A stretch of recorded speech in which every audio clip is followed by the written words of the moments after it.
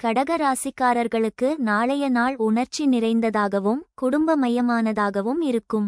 பணியிடத்தில் உங்கள் உள்ளுணர்வும் அர்ப்பணிப்பும் மேலதிகாரிகளின் பாராட்டை பெற்றுத்தரும். கலை, கல்வி அல்லது மனிதவளத் துறைகளில் ஈடுபடுபவர்களுக்கு இது சிறந்த நாளாக இருக்கும், குறிப்பாக உணர்ச்சி அடிப்படையிலான திட்டங்களில். உங்கள் பொறுமையும் புரிதலும் முக்கியமான முடிவுகளை எடுக்க உதவும். வணிகர்களுக்கு புதிய வாடிக்கையாளர்கள் அல்லது ஒப்பந்தங்கள் மூலம் லாபம் உயரலாம், ஆனால் ஆவணங்களை கவனமாக பரிசீலிக்கவும். நிதி விஷயங்களில் பழைய முதலீடுகளில் இருந்து நல்ல வருமானம் கிடைக்க வாய்ப்பு உள்ளது.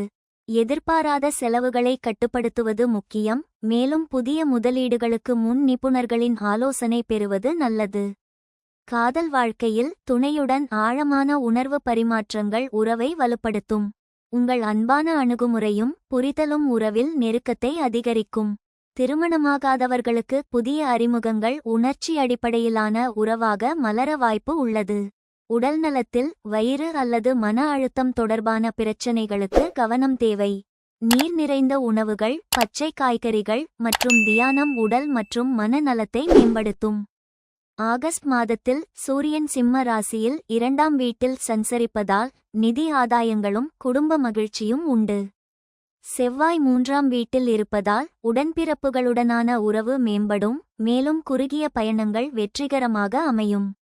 குரு முதல் வீட்டில் சஞ்சரிப்பதால் தன்னம்பிக்கையும் தனிப்பட்ட வளர்ச்சியும் உயரும். சுக்கிரனின் செல்வாக்கு முதல் வீட்டில் இருப்பதால் உங்கள் கவர்ச்சியும் ஆளுமையும் மற்றவர்களை ஈர்க்கும். இந்த சாதகமான நிலை ஆகஸ்ட் 28 வரை தொடரும், பின்னர் சுக்கிரனின் மாற்றத்தால் சிறு தடைகள் ஏற்படலாம். ஆனால் உங்கள் உள்ளுணர்வு மற்றும் பொறுமையான அணுகுமுறையால் இந்த தடைகளை எளிதாக கடக்க முடியும். புனர்பூசம் நட்சத்திரத்தில் பிறந்தவர்களுக்கு நாளை உங்கள் உள்ளுணர்வும் படைப்பாற்றலும் முக்கிய பலன்களை தரும். பணியிடத்தில் உங்கள் உணர்ச்சி அடிப்படையிலான அணுகுமுறை பாராட்டப்படும், குறிப்பாக கலை, எழுத்து அல்லது கல்வித்துறைகளில். காதல் வாழ்க்கையில் உங்கள் திறந்த மனநிலையும் அன்பான பேச்சும் உறவை மேம்படுத்தும். உடல்நலத்தில் மன அழுத்தத்தை தவிர்க்க தியானம் பயனுள்ளதாக இருக்கும்.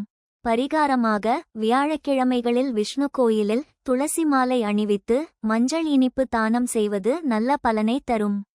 பூசம் நட்சத்திரத்தில் பிறந்தவர்களுக்கு நாளை உங்கள் அர்ப்பணிப்பும் உணர்ச்சி நிறைந்த முடிவுகளும் முக்கியமாக இருக்கும். பணியில் உங்கள் கவனமும் குழு வேலை திறனும் மேலதிகாரிகளின் அங்கீகாரத்தை பெறும். காதல் வாழ்க்கையில் உங்கள் அன்பான அணுகுமுறை உறவை மகிழ்ச்சிகரமாக்கும். உடல்நலத்தில் வயிறு தொடர்பான பிரச்சினைகளுக்கு கவனம் தேவை, நீர் நிறைந்த உணவுகள் உதவும்.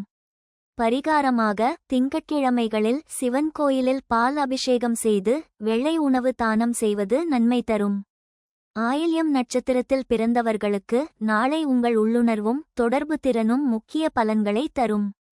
பணியில் உங்கள் புரிதல் மற்றும் ஒத்துழைப்பு புதிய வாய்ப்புகளை உருவாக்கும். காதல் வாழ்க்கையில் உங்கள் ஆழமான உணர்வு பரிமாற்றங்கள் உறவை வலுப்படுத்தும். உடல்நலத்தில் செரிமான பிரச்சினைகளுக்கு கவனம் தேவை, யோகா மற்றும் மூச்சு பயிற்சிகள் பயனுள்ளதாக இருக்கும். பரிகாரமாக புதன்கிழமைகளில் கணபதிக்கு மோதகம் வழங்கி புத்தகங்கள் தானம் செய்வது நல்ல பலனை தரும். கடக ராசிக்காரர்கள் நாளை தங்கள் உள்ளுணர்வையும் பொறுமையையும் பயன்படுத்தி முக்கிய இலக்குகளை அடைய முயற்சிக்க வேண்டும். பணியில் உங்கள் அர்ப்பணிப்பு மற்றும் உணர்ச்சி அடிப்படையிலான அணுகுமுறை நீண்டகால வெற்றிகளுக்கு அடித்தளம் அமைக்கும். குடும்பத்தில் சிறு பதற்றங்கள் ஏற்பட்டாலும் உங்கள் அமைதியான அணுகுமுறையால் அவற்றை எளிதாக கையாள முடியும். நண்பர்கள் மற்றும் உறவினர்களுடனான தொடர்புகள் நாளை உங்களுக்கு உற்சாகத்தை அளிக்கும். பயணங்கள், குறிப்பாக குடும்பம் அல்லது தனிப்பட்ட விஷயங்களுக்காகச் செய்யப்படுபவை, வெற்றிகரமாக அமையும். ஆன்மீகத்தில் ஆர்வம் உள்ளவர்கள் நாளை தியானம், கோயில் வழிபாடு அல்லது நீர் அருகில் நேரம் செலவிடுவது மன அமைதியை தரும். கடக ராசிக்காரர்கள் நாளை தங்கள் உணர்ச்சிகளை சமநிலையில் வைத்திருப்பது முக்கியம், குறிப்பாக முக்கியமான முடிவுகளை எடுக்கும்போது. உங்கள் அன்பான மனநிலையும் புரிதலும் நாளை உங்களை முன்னோக்கி நகர்த்தும். இந்த சாதகமான காலகட்டத்தில் உங்கள் இலக்குகளை அடைவதற்கு தெளிவான திட்டமிடல் மற்றும் உறுதியான முயற்சிகள் முக்கியம். ஆகஸ்ட் மாத இறுதி வரை இந்த சாதகமான நிலை தொடரும், ஆனால் சுக்கிரனின் மாற்றத்திற்கு பிறகு சிறு தடைகள் ஏற்படலாம். இவற்றை உங்கள் உள்ளுணர்வு மற்றும் அமைதியான மனநிலையால் எளிதாக கடக்க முடியும். பொதுவான பரிகாரமாக திங்கட்கிழமைகளில் சிவன் கோயிலில் பால் அபிஷேகம் செய்து ஏழைகளுக்கு வெள்ளை உணவு தானம் செய்வது நல்ல பலனை தரும்.